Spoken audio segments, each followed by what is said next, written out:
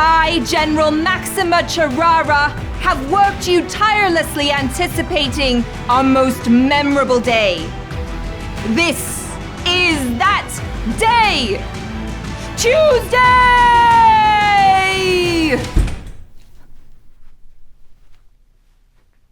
What is this? This is called You Weren't Supposed to Be Home for Another 4 Hours. Weird title. I was being facetious. Me too, Maximus. It's Maxima. Wow. Oh my god. You know, I was gonna give you a key role in my pro-feminine Spartana war epic, but salt belongs on crackers, not in film. Your dialogue sounds like crap, and you're never gonna be able to key out this green with the uneven lighting. Since when are you the expert? I'm not, but I listen to a lot of them on Skillshare. Like who? Well, John Watts has a really comprehensive class on screenwriting covering structure and what not to do, and Paul Trillo has a dope class on DIY green screen for film. Short, sweet, and to the point. That's 2 just off the top of my head. Let me guess. Free trial goes to the first 1,000 people who click the link in the description. Yeah.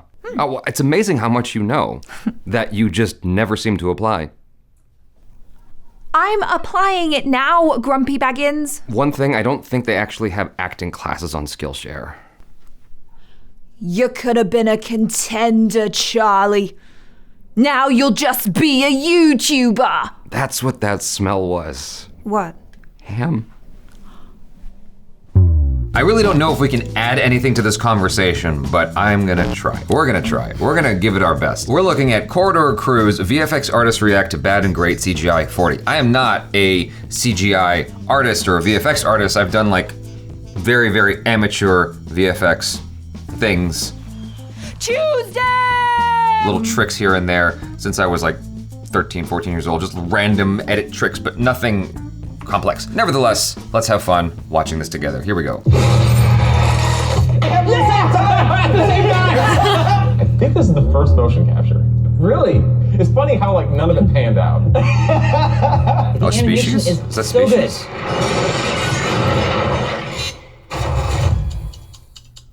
This episode is brought to you by Audible. Stick around to the end to see how you can get a free 30-day trial. Welcome back to another episode of Visual Effects Artists React. Hope you're enjoying your Saturday morning Cheerios. We have some wonderful video clips which we'll display before you. Oh, guys, the new Mortal Kombat trailer just dropped. It's super violent. It's right up our alley. I think we should take a look. Wait, hold on. Before we even watch it, predictions. You know how they're like, we're gonna do like the epic White Stripes cover. Like it's like orchestral and heavier. Yeah. It's like, but the Mortal Kombat theme. Not taking a chance with that. Yeah. You know who that is? Those 2 guys? No. If someone says get over here, that's gonna be like the last line, by the way.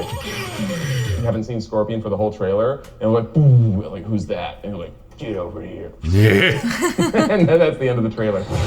Pretty accurate, good job.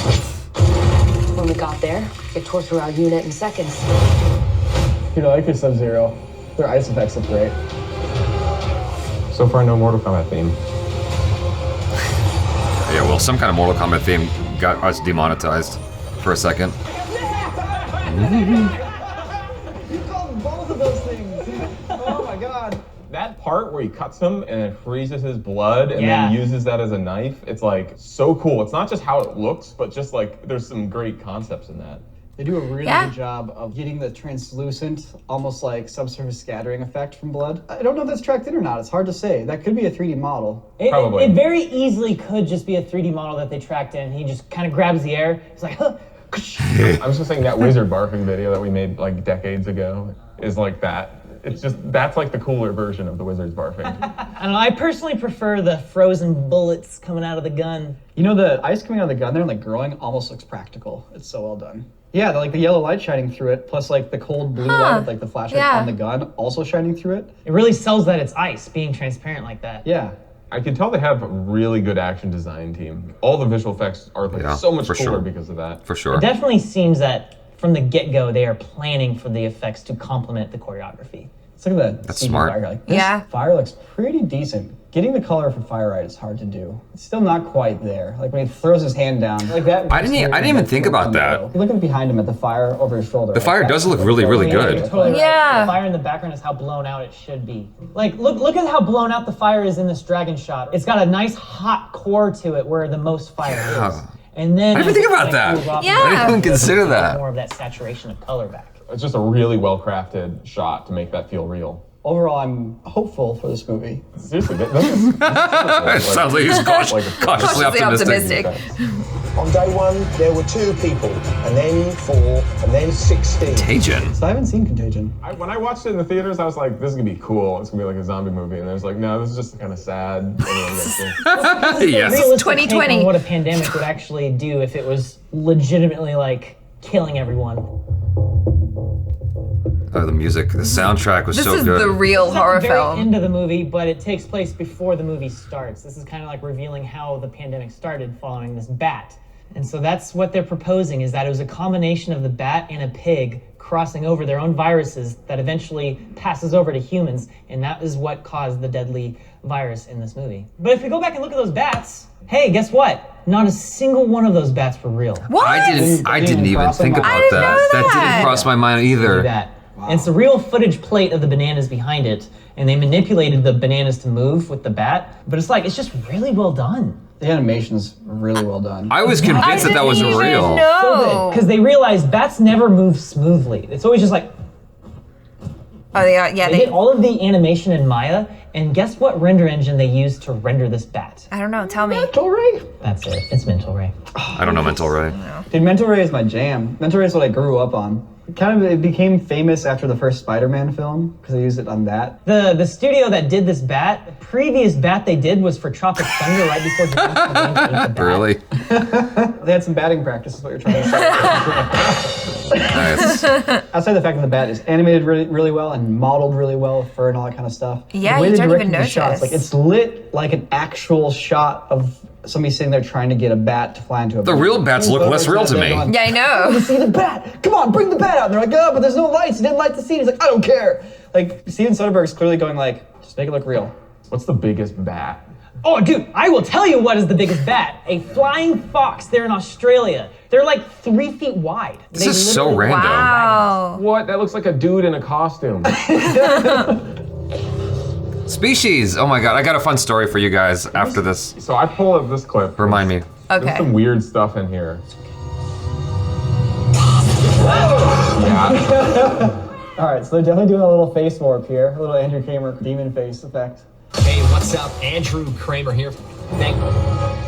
Oh, his arm's getting a lot longer. He's got spikes for a head. Ooh. Also, all these shots are locked off, you'll notice. They turned off all the extra variables so they can just focus on the thing they're doing. Oh, okay. It doesn't look completely dead because it's on film and you get a little bit like that film gate weave.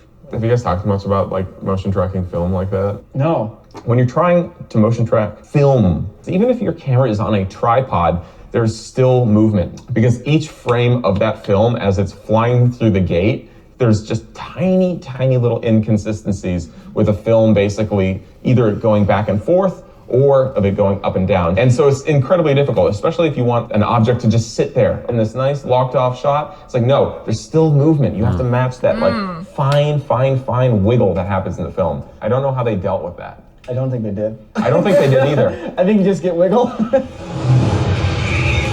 Oh man, not even a shadow on the rock.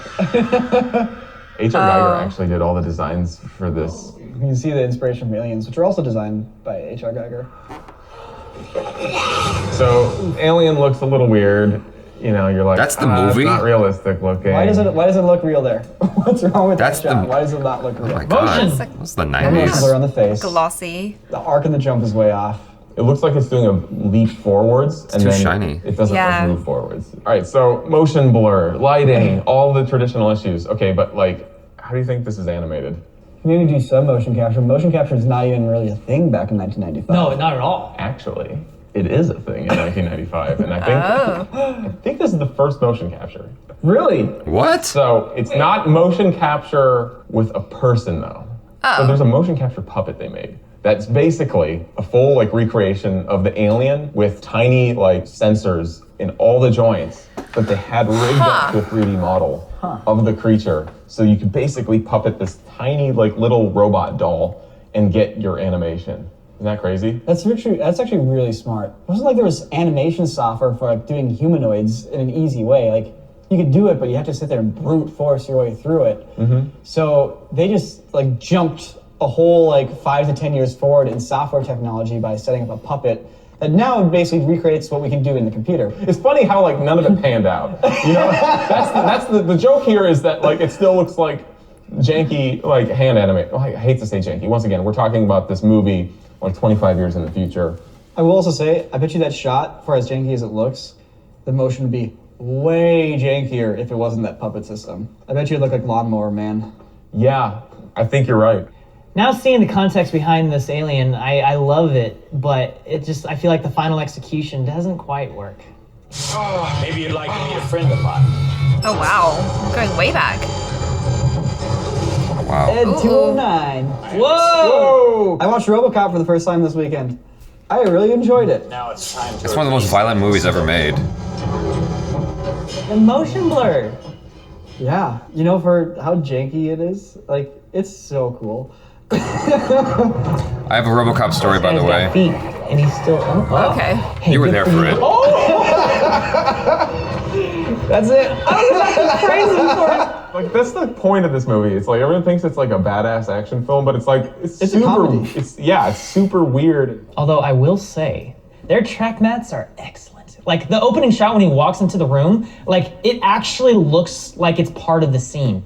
One thing you'll note is that anytime there's stop motion in these shots, the overall quality of the film around it goes down. Like, see how that guy's skin tone is like kind of faded and desaturated and yellow? Yeah. I wonder if they actually didn't do track mats. I wonder if it's actually rear projection and then the stop motion Oh my thing is in front of god! it. That would solve it. That would be so much easier, and it would also explain the degraded color of the film.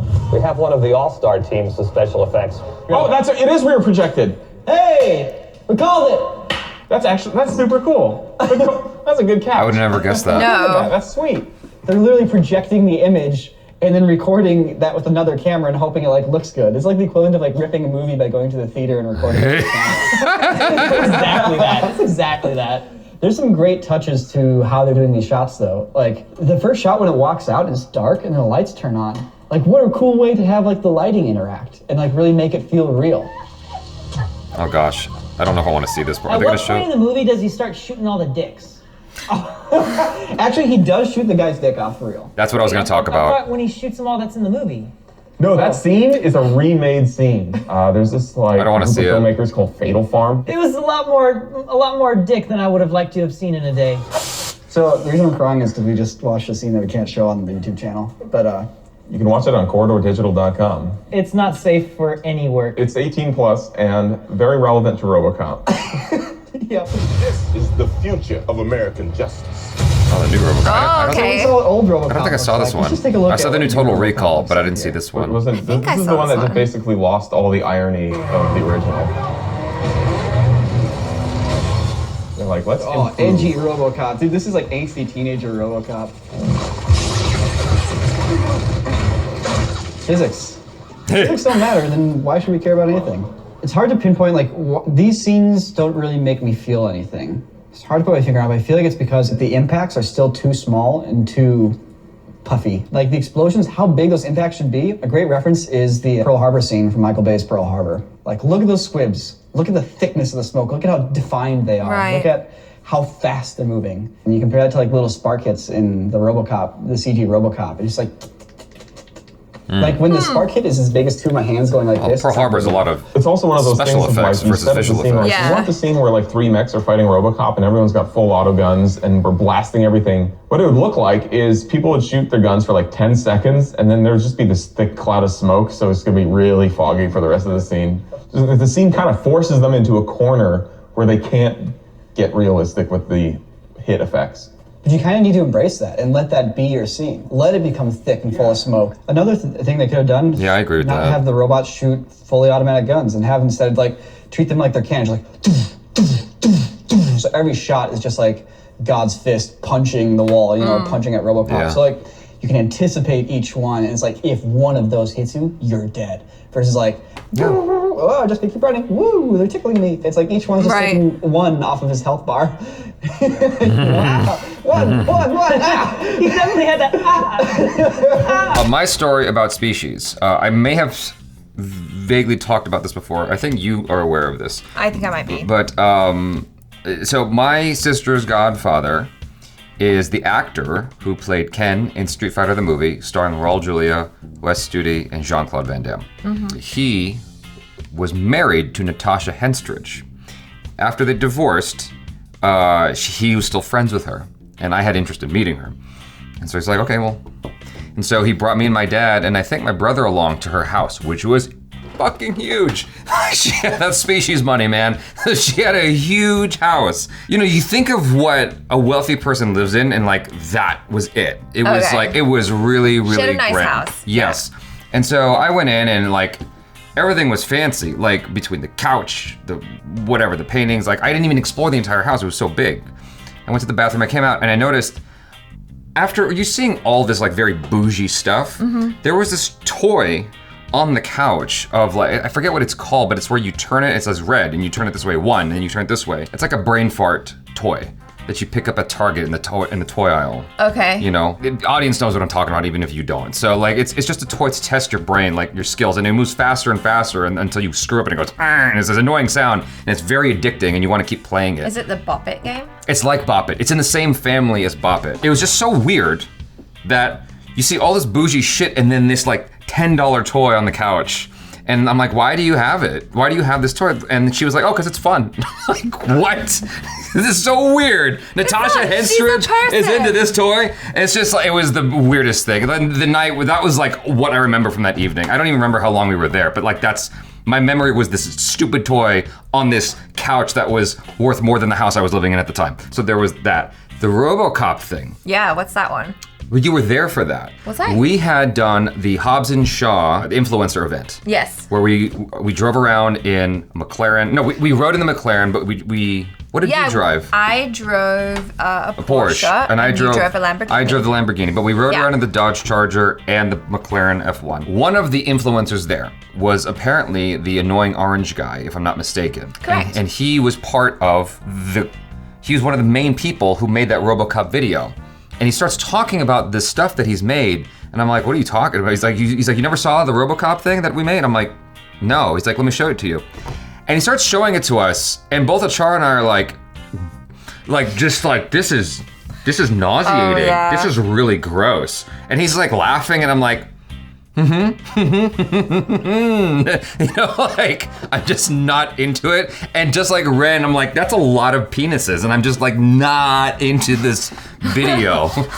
you can stomach it when you're watching a grown-up movie, you know, on a certain kind of tube, the red kind. But in this violent scenario, it's just not something I was especially interested in watching. And so Achara turned away earlier than I did. I had nightmares. And so that was my RoboCop story. To what they were saying, I guess that was a little underwhelming, wasn't it? But to what they were saying about the rear screen projection, I had no idea that was what it was. I just knew as a kid, inherently, there was something funny anytime you were introducing this other element that was like more than what we actually have in real life. Yeah, I mean, it just looks funny, just the way it moves and. Well, not even that, but the actor, he just had this weird texture to him. And as a kid, I'm like, I don't know why he looks like that, but it's an indication to me. This is my language looking back as a kid, not what I was actually thinking at the time. But it was an indication to me that something was amiss, and I didn't know what it was. And then they explained it. Finally, like now I have an answer to my question from when I was a little kid watching a film I should not have been watching. Yeah. Because it is legit one of the most violent movies of all time. It was neat to finally have an answer to that and like finally understand why he looked funny whenever you saw the massive, you know, robot thing. What they were talking about with regards to the new RoboCop, I thought was actually quite insightful because, you know, I look at it and I just go, it looks funny to me. I don't know why. It just it just doesn't look good. And they broke it down to help me understand what my subconscious feeling is, you know, that subliminal, like, you know, on some level something is off and you just don't know why. And they really eloquently illustrated, well, this is why. And these are the methods they could have taken, the approaches they could have taken to enhance the scene to make it feel real. It's like there's this temptation to go towards and make it as crazy as possible. But then what you lose in the process is any sense of realism. When you have these physics that are just completely impossible, it takes you out of it and you don't know why. Okay. Right, well, at least for me. You know, I'm that type of dude. So I'm sure there's a lot of people who enjoyed the shit out of this and it just like, you know, washed over them. But but the notion of having these robots, either A, having the robots shoot more powerful guns, as opposed to like these automatic guns. Or B, have it be like smoke filled, and that is introducing a new challenge to the character and his opponents in the scene. That would have been fascinating to watch, as opposed to just this video game frenzy of what was happening here, you know? I think that was actually a really, really good point to make, because this is something we are seeing more and more of. It's very, I don't want to say pervasive, but it's everywhere, you know, it's ubiquitous, you know, in movies. It's like, this is just craziness, as opposed to offering an experience. Right. You know? Yeah. No, I totally see what you're saying. The thing that I liked about what they were talking about with the Mortal Kombat trailer was just like that marriage between the stunts and the action choreography and the effects. And I guess I hadn't really thought about that before, but I love that they pointed it out, because it just kind of speaks to the whole collaborative nature of making a film in the first place, and when all the different factions can come together in a really great way, and when like the people designing the action can like really think about, oh, how can we incorporate the effects to, you know, our best ability to really make this look cool, then you come up with a really great product. Yeah, like no, that. I agree. Yeah. That actually is I'm glad you actually brought that back up, because I completely forgot about it. It's a very, very smart way to approach doing action, is how do you incorporate that into the choreography, like from the ground up, as opposed to just like tacking it on later on. Exactly. Which happens more often than you think. And so, yeah, I thought that was really neat. There was something else about Mortal Kombat that they had mentioned. The fire. I thought that the fire, I didn't even think about that. No, me neither. You know? It's one of those things like, you know, when I think the thing about the Mortal Kombat trailer was everything was done so well, and that is the goal, right? Because when the effects are done so well that as a viewer, you're not even thinking about it. Yeah. You just buy it and you buy into the story. I think that means that you've done your job as, you know, a VFX artist, or as, you know, stunts, you know, coordinator or stunt actors or whatever. Yeah. Like, if I've suspended my disbelief and I'm just in the movie, then yeah. Perfect. Right. What they pointed out about Contagion was amazing. Yeah, that was crazy, because it didn't. I just thought it was like documentary footage or something. It looked so real. Yeah, I mean, when they showed the real bats, I was convinced those were fake bats. Well, because they look kind of weird and leathery, which I mean makes sense, because they're weird and leathery. I mean, remember when you were visiting Thailand? Were you there? Was this a bat? Did you get scared by the bat? Yes, that was me. That was you, yeah. Who did you think that was with? Okay, so the short of it is, Achara's older sister has this amazing property, and it's a pool not by the beach. It's an infinity pool. Sure. So yeah, I'm swimming at night because it's one of those things like, I can do this, so I'm going to. I'm not thinking of any threats that are gonna visit me in the middle of the night. And so I'm swimming, it's late, and I come out of the pool and then I'm like, what is that? And it was like, I didn't know what it was. And it came back around again, and I realized it was a bat, and I just didn't feel right. So I went, like, you know, as an American, you never lived until you felt the gentle caress of a leathery bat. But it's like, fruit bat's wings fly past your face. I'm not a fruit, okay? When you experience something as an American for the first time, it's like, whoa, that's not right. I'm gonna stay the hell away from that, because that's just, it was frightening. And I had experiences like that a lot in Thailand. Of like, that's new, I don't wanna be here. You know, I mean, Thailand was great, but like there was just a handful of instances of dealing with creatures that were not welcome. You met the monitor lizard, you didn't meet the frog. But there was a spider the size of my hand. We got visited by that. And Achara did not tell me, she was reticent to tell me that when we got to her sister's property, the day before, there was a boa constrictor that they had caught. I was like, okay. Thanks so much for hanging out. Hopefully you enjoyed that. And if you haven't already, please subscribe to Corridor Crew and find more videos like this on their channel, as well as Bollywood React videos where they react to good and bad CGI from Indian cinema. I'm Jaby Koay, this is Achara Kirk. Peace out.